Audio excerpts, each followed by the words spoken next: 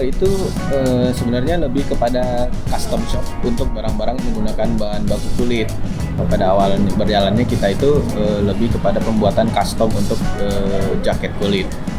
Dan berkembang kesininya mulai pembuatan sepatu custom, pembuatan tas custom, dan aksesoris seperti dompet, gantungan kunci, card holder, dan lain-lain.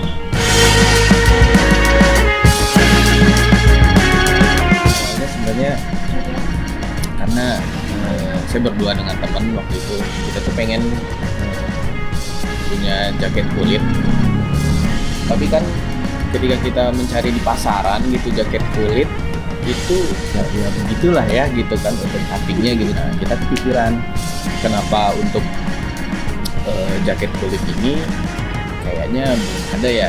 Nah di sanalah kita mulai ngulik-ngulik, kita mulai cari tahu.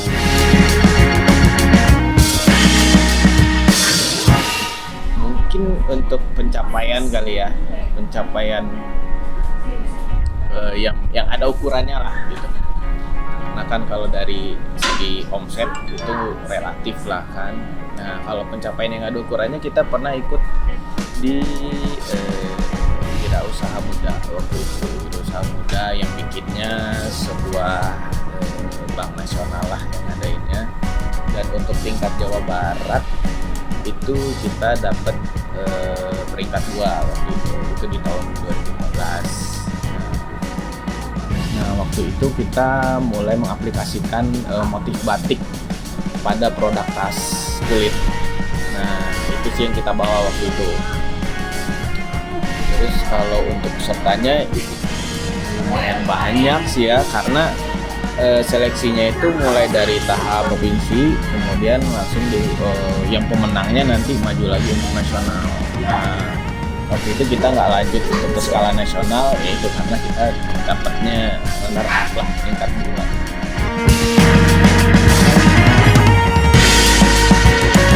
Yang pertama itu kita dari segi customnya tadi, karena kita berusaha untuk bisa memenuhi sesuai dengan permintaan yang orang mau gitu.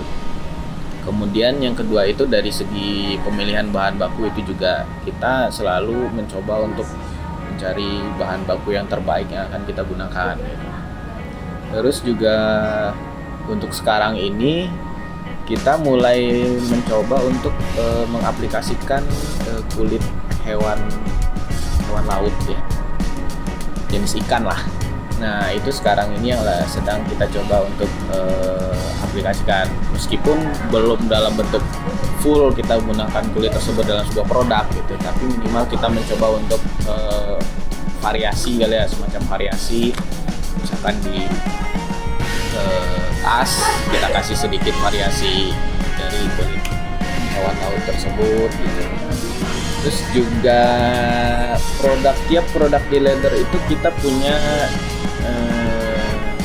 registrasinya.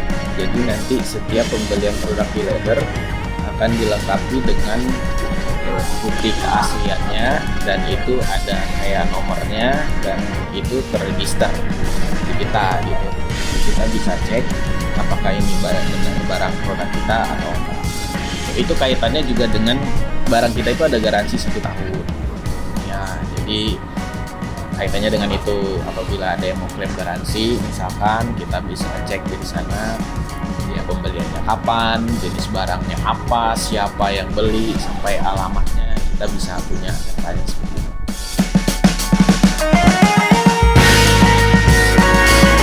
Pemilihan bahan baku berkualitas itu kita tujuannya sih kepuasan konsumen sih ya, karena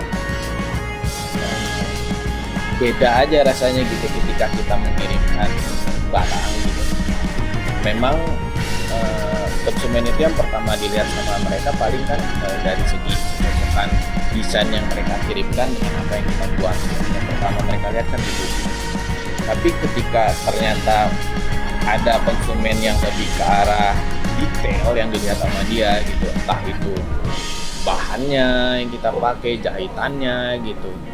Mereka ketika mendapatkan bahan yang berkualitas atau bahan yang bagus gitu, itu tingkat kepuasannya lebih plus gitu.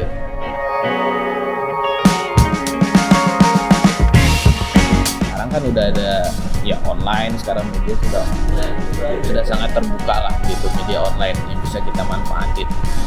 Jadi untuk yang kepikiran mau membuat usaha gitu, untuk sekarang lebih baik coba aja dulu, jalanin dulu aja, nggak perlu mikirin dulu untuk toko fisiknya. Kalau di leader itu kita dulu ada istilahnya cek ombak. Jadi cek ombak aja dulu di online gitu kan, posting aja dulu, nanti tunggu gimana respon gitu kan. Kalau misalkan respon atau komentar yang muncul itu mengenai desain produk, berarti tinggal desainnya aja yang diperbaiki. Kalau dari segi kualitas produk ya berarti kualitasnya yang tinggal diperbaiki gitu, seperti itu sih. Jadi yang penting mulai aja dulu, nggak usah mikirin tempat atau lokasi. Toh toko online pun sebenarnya cukup ya.